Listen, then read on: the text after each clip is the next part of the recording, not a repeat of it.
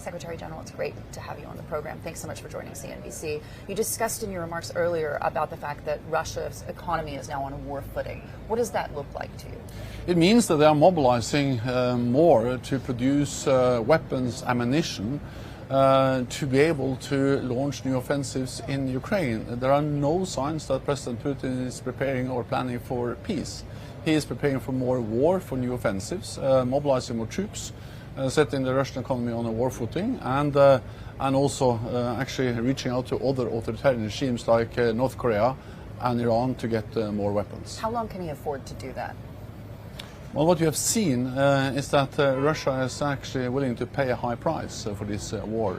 So economic hardship is not going to deter him? I'm afraid that's not the case. So the thing is that we see that Russia has low morale, bad equipment, bad leadership, but what they lack in quality, they try to compensate in quantity, in mass.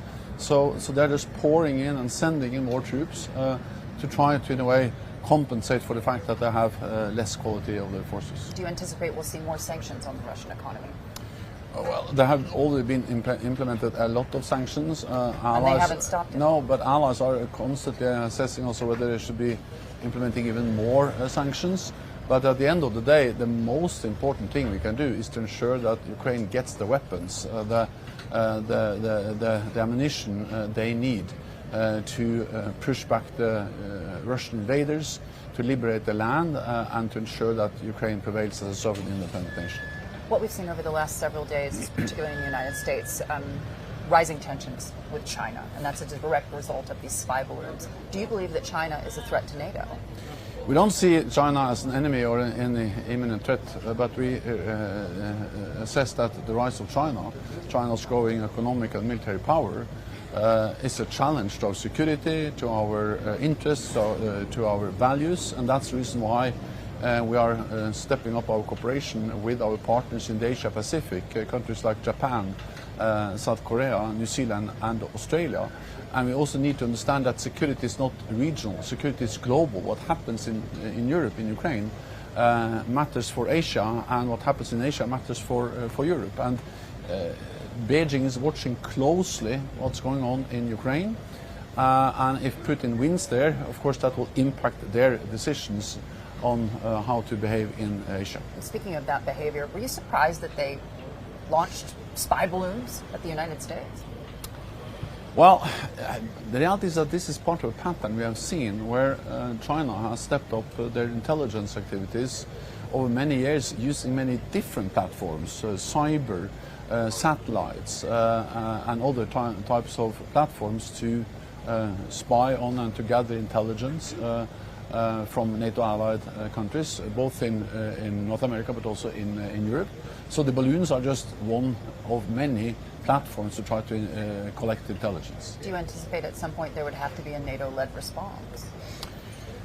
Well, NATO allies are already working closely together to protect their airspace and also to protect our cyber networks, to protect our infrastructure. So this is part of what NATO does every day, and that is to, for instance, have air policing, to have surveillance and presence, also protecting our airspace. In some of your remarks earlier, you discussed what Russia means for NATO countries today in terms of its threat level. Are we seeing a more diminished Russia in terms of that threat than a year ago?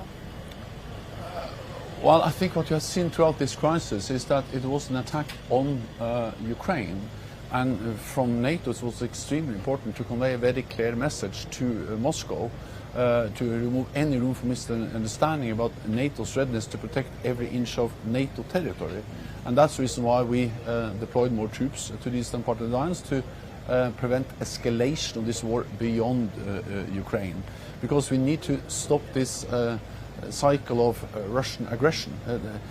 The war in Ukraine didn't start last February. It started actually in 2014 when they annexed Crimea and went into Donbass, and then we had the invasion of Georgia in 2008. And this kind of continued pattern of Russian aggression that we need to stop. Finally, sir, your meetings in Turkey, did they lead you to believe that we're going to see a resolution to Sweden and to Finland's accession to NATO in the near future? First of all, I was there to express my condolences on the terrible consequence of the earthquake, and also discuss how NATO allies can provide more support.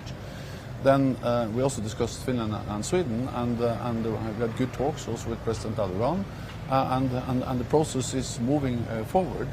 At the end of the day, it will be a Turkish decision whether to ratify the accession protocols for Finland and for Sweden, whether Turkey ratifies both of them or only for Finland.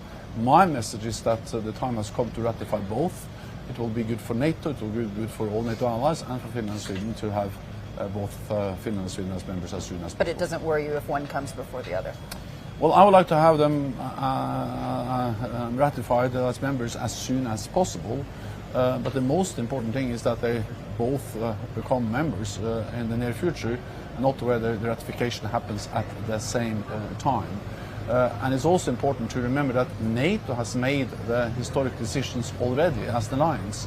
All 30 allies decided at our summit last year to invite Finland and Sweden, also Turkey, and all NATO allies agreed the accession protocols, also Turkey. So what now remains is the ratification process in all the parliaments throughout the alliance, and then I expect, and I'm actually confident that Finland and Sweden will become members in the near future. Secretary General, thank you for joining CNBC.